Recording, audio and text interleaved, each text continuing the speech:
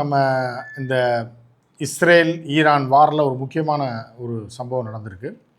அதாவது லஜானி என்பவர் ஒரு மிகப்பெரிய ஒரு பதவியில் இருந்தவர். அதாவது ஈரானுடைய மிலிட்ரி அட்வைசராக இருந்தார் அப்படின்னு நம்ம சொல்லலாம். அதாவது நேஷ்னல் அட்வைசராக இருந்தவர். அவர் வந்து கொல்லப்பட்டதாக இஸ்ரேலில் கொண்டாடிட்டு இருக்காங்க. அதுக்கு காரணம் என்னென்னா, அவர் ஒரு பெரிய ஞானி மாதிரி. அதாவது எப்படின்னா, கமேனி இருந்த காலத்திலே அவருக்கு மிக நெருக்கமானவர். இவருக்கும் வந்து 65 பேருக்கு மேலே ஆயிடுச்சு. மிக ஒரு சக்தி வாய்ந்த மனிதர், வெரி குட் பிளானர், ரொம்ப நம்பிக்கையான மனிதர் இந்த அரசாங்கத்திற்கு. அப்படிப்பட்ட ஒரு நபர் வந்து என்னென்னா காட்டி கொடுக்கப்பட்டு, இதுவும் என்னென்னா எதிரிகள் வென்றுட்டான் அப்படின்னு சொல்ல முடியல. இஸ்ரேலோட பிளானை தான் என்னென்னா, உளவாளிகளை விதைத்து வச்சுருக்காங்க. ஈரானிய உளவாளிகள் டாப் லெவலில் ஏகப்பட்ட பேர் அந்த அரசாங்கத்துக்கு எதிராக செயல்படுவது. ஏற்கனவே வந்து அவர்களெல்லாம் வந்து கருவறைத்து வைத்திருந்தார் கமேனி. அதுக்கப்புறம் கமேனியை காட்டி கொடுத்தாங்க. கமேனி எங்கே இருக்காருன்னு இஸ்ரேல்காரனுக்கு எப்படி தெரியும்? கூட இருக்கிறவனே காட்டி கொடுத்தது தான். அதற்கப்புறம் அது யாரெல்லாம் செய்தார்கள் அப்படின்றத கண்டுபிடிக்கிறதுக்கு முன்னாடியே பார்த்தீங்கன்னா, இப்போ லஜானியை காலி பண்ணாங்க. லஜானியை காலி பண்ண உடனே என்னாச்சுன்னா, இவர் வந்து அவருடைய மகள் வீட்டுக்கு போயிருக்காரு. கரெக்டாக இன்றைக்கி வருவார் அப்படின்னு. அப்போ வந்து என்னென்னா, அந்த மகள் வீட்டுக்குள்ளே வர்றாரு அப்படின்ற தகவல் யாருக்கு தெரியும்னா, மிக நெருக்கமானவர்களுக்கு தான் தெரியும். அவர் கூடயே இருக்கிறவங்களுக்கு தான் தெரியும். இவர் வந்து ஒரு பொலிட்டிக்கல் சயின்டிஸ்ட்னே சொல்லலாம், வார் சயின்டிஸ்ட்னே சொல்லலாம். இவர் வந்து பிஹெச்டி முடித்தவர், ஒரு என்ஜினியரு, மிக சக்தி வாய்ந்த மனிதன். பேச்சுவார்த்தையெல்லாம் வந்து இவர் தான் நடத்தியிருக்கிறாரு. பல்வேறு கட்ட பேச்சுவார்த்தைகள், ஈரானோட அமெரிக்கா பேச்சுவார்த்தையாக இருந்தாலும் சரி, பல்வேறு நாடுகளில் மத்தியஸ்த நாடுகளோட பேச்சுவார்த்தை நடத்துவதாக இருந்தாலும் சரி, அதே மாதிரி அணுசக்தி தொடர்பான பேச்சுவார்த்தையில் எல்லாத்துலேயுமே லஜானி கலந்துருக்காங்க. ஸோ இவரை டார்கெட் போட்டு முடிச்சிருக்காங்க ஈரான். ஆனால் ஈரானை பொறுத்தளவுக்கு நம்ம ஏற்கனவே சொன்ன மாதிரி தான், ஈரான் வந்து ஒரு சிங்கிள் மேனை நம்பி கிடையாது. அது வந்து ஒரு கொள்கை கோட்பாடின் அடிப்படையில் இயங்கக்கூடியது தான் அந்த செட்டப்பே. ஐஆர்ஜிசியாக இருந்தாலும் சரி, இல்லை மித்த அந்த அமைப்புகளாக இருந்தாலும் 82 பேர் கொண்ட அமைப்பு தான் ஈரானை ரன் பண்ணிக்கிட்டு இருக்குது. பிரசிடெண்ட் வந்து பெசஸ்கானாக இருந்தாலும் சரி, பிரைம் மினிஸ்டராக இருந்தாலும் சரி, இல்லை இப்போ இருக்கக்கூடிய கமேனியோடைய பையனாக இருந்தாலும் சரி, மோஸ்தபா கமேனியாக இருந்தாலும் சரி, இவர்களெல்லாம் வந்து ஒரு தலைமை பொறுப்பில் இருப்பாங்களே தவிர, அந்த 82 பேர் கொண்ட ஒரு குழு தான் வந்து இதில் வந்து கிட்டத்தட்ட 6-8 பேர் இறந்துட்டாங்க கமேனியோடு சேர்த்து. மீண்டும் அந்த இடத்திற்கு வேறு அடுத்தடுத்து இருந்த நபர்களை நியமித்ததுனால தான் இந்த போர் வந்து வேகமாக போயிட்டுருக்கு.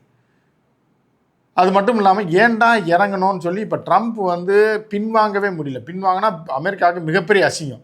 இப்போ ட்ரம்ப் நேற்று சொல்லியிருக்க வார்த்தை என்னன்னா, இது வந்து மிக கேவலமான இது அமெரிக்காவுக்கு. அமெரிக்கா வந்து ஒரு நம்பர் 1 நாடாகவும் நம்பர் 1 வல்லரசாகவும் இந்த உலகத்தில் பார்க்கப்பட்ட அமெரிக்காவை கொண்டு போய் சாணியடி வாங்க விட்டது யாருன்னா ட்ரம்ப் தான்.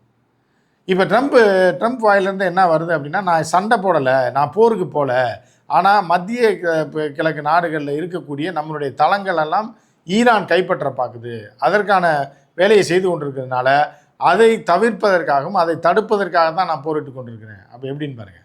அதாவது நம்ம அமெரிக்க மக்களுக்கு சொல்கிறாப்புல, நம்ம வந்து போகிற நடத்தலை, நம்ம கட்டுப்பாட்டில் தான் மத்திய கிழக்கு நாடுகளே இருந்தது, எல்லா இடத்துலையும் நம்ம வந்து கேம்ப் போட்டிருந்தோம், அதை ஈரான் காலி பண்ணி அந்த மத்திய கிழக்கு முழுவதும் தன்னுடைய கட்டுப்பாட்டில் கொண்டு வருவதற்கான வேலைகளை அவர்கள் செய்து கொண்டிருக்கிறார்கள், அதை முறியடிக்கிறதுக்காக தான் நான் தாக்குதல் நடத்திக்கிட்டு இருக்கேன்ற அளவுக்கு கேவலமாக இறங்கி போகிற அளவுக்கு ட்ரம்ப்போட நிலைமை மாறிடுச்சு அப்படின்னு நம்ம பார்க்குறோம்.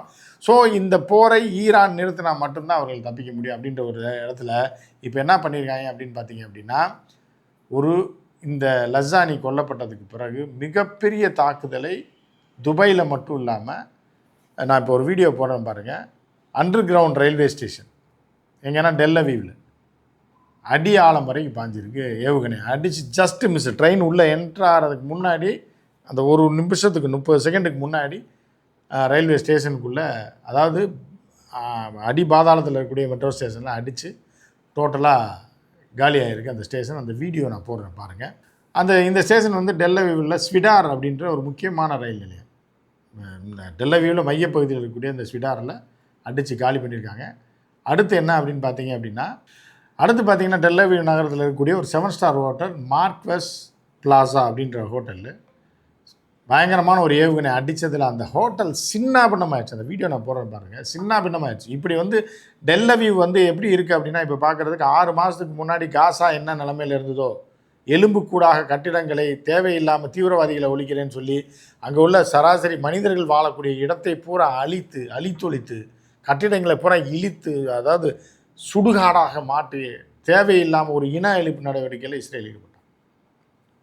ஸோ அதே நிலை இன்றைக்கு இஸ்ரேலில் டெல் அவீவில் நடந்திருக்கு. அது மட்டும் இல்லாமல் நீங்கள் வந்து இஸ்ரேல் முழுவதுமே பெஞ்சமின் நெத்தன்யாவுக்கு எதிராக மிகப்பெரிய போராட்டங்கள் வெடிக்க தொடங்கியிருக்குன்னா அங்கங்கே அந்த வீடியோ வெளியே வராமல் அந்த அரசாங்கம் தடுத்துருக்கு. அந்த வீடியோ வெளியிட்டால் அவர்களுக்கு 5 ஆண்டு சிறை தண்டனை இருக்காங்க. அதனால் பெருசாக வரல, இருந்தாலும் வந்துட்டு தான் இருக்குது. இப்போ நம்ம வீடியோலாம் போட்டோம் பார்த்தீங்களா, இதெல்லாம் அங்கேருந்து வேறு ரூட் வழியாக வேறு சிம் கார்டில் வந்துட்டு தான் இருக்குது. ஸோ இப்படிப்பட்ட ஒரு மோசமான நிலைக்கு போயிருக்கு. அதுவும் பெஞ்சமின் நெத்தன்யாகு உயிரோடு இல்லைன்றது மேலும் மேலும் உறுதியாகுது. ஏன்னா வரக்கூடிய வீடியோ ஃபுல்லாகவே ஏஐ வீடியோவாக இருக்குது. வேற பட்டு தெரிலன்றாங்க. அல்லக்ஸா மாஸ்க் அது வந்து என்னென்னா முகமது நபிகள் போய் தொழுத ஒரு இடமாக புண்ணிய அவர்களுடைய, அதாவது எப்படின்னு பார்த்தீங்க அப்படின்னா இஸ்லாமியர்களோட புண்ணிய தலத்தில் அது உண்டு. அது ரொம்ப முக்கியமானது அல்லக்ஸா மாஸ்க். இது எங்கே இருக்குன்னா பாலஸ்தீனத்தை இல்லை இஸ்ரேலில் இருக்குது, பார்டரில். அந்த இடத்துக்கு தான் பிரச்சனையே. இந்த வாலும் அங்கே, அதாவது இஸ்ரேலிய யூதர்கள் வழிபடக்கூடிய அந்த சுவர், கடவுளின் சுவர் அங்கே தான் இருக்குது. அல்லக்ஸா மாஸ்க் இருக்குது, சர்ச் இருக்குது. ஸோ அந்த மாஸ்க் பகுதியில் நிச்சயமாக ஈரான் தாக்குதல் நடத்தாது என்பதால் அங்கே இவர் மறைந்திருக்கிறதாக ஒரு தகவல் வரும். யார்? பெஞ்சமின் நெத்தன்யாகு. அங்கே அந்த மாஸ்க்னால் சும்மா ஒரு சின்ன பள்ளிவாசலாக இருக்காத ஒரு பெரிய ஏரியா அது, ரைட்டுங்களா? அந்த ஏரியாவில் ஒரு இடத்துல மறைந்திருக்கிறார். ஏனென்றால் தாக்குதலை இவர்கள் இங்கு நடத்த மாட்டார்கள், தலையே போனாலும் அது புண்ணிய தலம் அப்படின்றத அங்கே வந்து நெதன்யாகு காயப்பட்டு மறைந்திருப்பதாக தகவல் ஒன்று வருது. ஸோ இதெல்லாம் நம்ம பொறுத்திருந்து பார்த்தோம்னா தான் அதோட உண்மைத்தன்மை தெரியும். மேலும் வந்து ட்ரம்ப்புக்கு மிகப்பெரிய நெருக்கடி அமெரிக்காவில் துவங்கி இருக்கிறது. மக்கள் போராட துவங்கி இருக்கிறார்கள். அதாவது இப்போ முன்னாள் இராணுவத்தினர், முன்னாள் கடற்படை வீரர்கள்லாம் வந்து இந்த போர் தேவையற்றது, இஸ்ரேலுக்காக கொண்டு போய் நம்மளை கோர்த்து விட்டுட்டான் ட்ரம்ப் அப்படின்ற மாதிரியான கோஷங்களை எழுப்பி பல பிரச்சனை பண்ணிகிட்ருக்காங்க. ஸோ இப்போ இதில் என்ன இருக்குன்னா, அப்பர் ஹேண்ட் யார் எடுத்திருக்காங்கன்னா ஈரான் கையில் தான் இருக்குது. ஈரான் நினைத்தால் மட்டுமே இந்த போரை நிறுத்த முடியும். அதே மாதிரி ஹர்மூஸ் ஜலசந்தியில் வராத அந்த நாட்டோ படைகள் வந்து வரணும் அப்படின்னு சொல்லி ஒரு நாடு கூட, ஃப்ரான்ஸு, ஜெர்மனு, இட்டாலி யாருமே நாங்கள் தலையிட மாட்டேன்ட்டாங்க. நீ போய் சண்டை இழுப்ப. நாட்டோ படைகள் எதுக்குன்னா, நாட்டோ உறுப்பு நாடுகள் மீது யாராவது தாக்குதல் நடத்தினால் இந்த படை போய் நிற்கும். இது எல்லா நாடுகளும் சேர்ந்த நாட்டோ படை.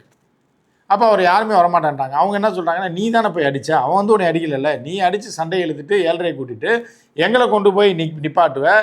நாங்கள் போய் ஹர்மூஸ் பகுதியில் நின்னோம்னா அவன் ஈரான் எங்களுக்கு 2 ராக்கெட்டை போடுவா, நாங்கள் வரமாட்டோம். இது தேவையில்லாமல் நீ இழுத்த சண்டை, இது இஸ்ரேல்காரனுக்கு சப்போர்ட் பண்ணி நீ போய் பண்ண சண்டைக்கு நீங்கள் 2 பேரும் அடிச்சு சாவுங்க அப்படின்னு சொல்லி சொன்னதொடனே ஆத்திரமடைந்த ட்ரம்ப் என்னன்னா பிரெஞ்சு அதிபருக்கு சாபம் விட்டுருக்காரு. நீ கூடிய விரைவில் உன் பதவி காலி ஆயிரும்.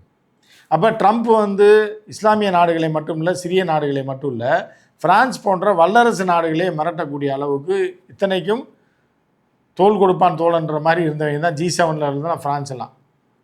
ஏன்னா Italy, Japan, America, Britain, France எல்லாமே, ஜெர்மனி எல்லாமே G7 இருக்குது. கனடாலாம் அந்த G7 நாடுகளே இப்போ வந்து அமெரிக்காவுக்கு எதிராக திரும்பிடுச்சு. இப்போ ட்ரம்ப் வந்து அவர்களே இப்போ பாஞ்சு கடிக்கிற மாதிரியான ஒரு நிலைமைக்கு போச்சு. எனவே ட்ரம்ப் வந்து இப்போ நம்ம சொல்கிறோம் என்னென்னா, ஏற்கனவே நம்ம தான் சொல்லிகிட்டு இருக்கோம், அதிகபட்சம் 3 மாதத்தில் ட்ரம்ப்பை தூக்கிடுவாங்க. ஏதோ வகையில் ட்ரம்ப் வந்து வாயை பொத்தி அடிமையாகி இது கடைசி சான்ஸு.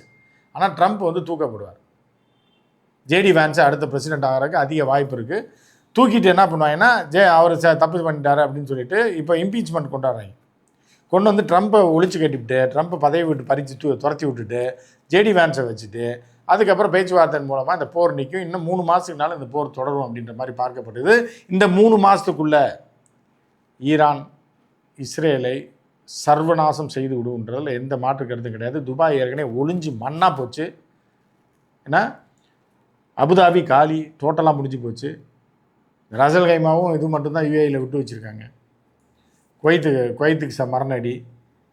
ஸோ இப்போ யார் இந்த ட்ரம்ப்னால் யாரெல்லாம் நாசக்காடாயிருக்காங்கன்னா, ட்ரம்ப்பை ஆதரித்தவர்கள், அமெரிக்கா ஆதரித்தவர்கள் பூரா அரபு நாடுகளுக்கு ஆப்பு வச்சிருச்சு ஈரான்னு. அதுபோக 2 போர்க்கப்பல்கள் ஊநாயில் வந்திருக்கு, நெருங்கி வந்துருச்சு. மக்களே நீங்கள் ரெடியாக இருங்க, புரட்சிக்கு தயாராக இருங்க, நாங்கள் உங்கள் உதவிக்கு வந்துக்கிட்டு இருக்கோம்னு சொன்ன ட்ரம்ப்பு அந்த USS ஃபோர்டும் சரி, இப்போ USS ஆப்ரஹாம் லிங்கனும் சரி, இந்த 2 கப்பலும் தெரிச்சு ஓடி 1000 கிலோமீட்டர் தாண்டி போயிடுச்சு. இப்போ எவ்வளோ பெரிய கேவலத்தை அமெரிக்காவுக்கு நம்பர் 1 வல்லரசு என்று இருந்த அமெரிக்காவை பார்த்து எல்லாம் பயந்துக்கிட்டு இருந்ததை ட்ரம்ப் சாணி அடி வாங்க வச்சதை வடிவேல் காமெடி மாதிரி ஆக்கி விட்டதை ட்ரம்ப்பே அந்த ஊர் மக்கள் அமெரிக்க மக்கள் மன்னிக்கவே மாட்டார்கள். தலைமை பொறுப்பில் இருக்கிறவர்களும் எதிர்க்கட்சிக்காரர்களும் ட்ரம்ப்பை ஒரு பெரிய அவமான சின்னமாக தான் பார்க்குறாங்க அப்படின்னு நம்ம பார்க்குறோம். மற்றொரு நிகழ்ச்சியில் சந்திப்போம். நன்றி, வணக்கம்.